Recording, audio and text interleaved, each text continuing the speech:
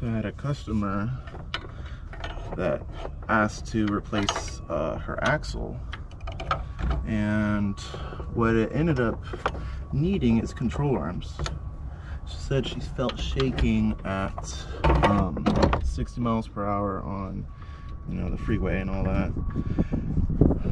Checked the control arm bushings, they're all cracked.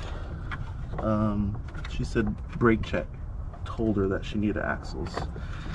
I guarantee you, if any other tech, most techs would just replace it and say, oh, actually you need this, oh, actually you need that, actually you need this. That's not the case.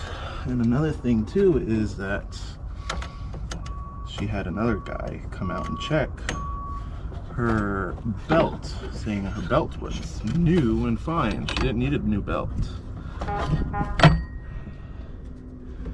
That does not look new at all. That's all cracked. Color is fine. It's bright and green.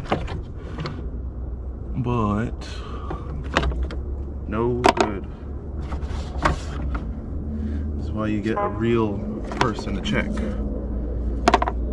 your car. Good belt. Don't have anyone just switching stuff around.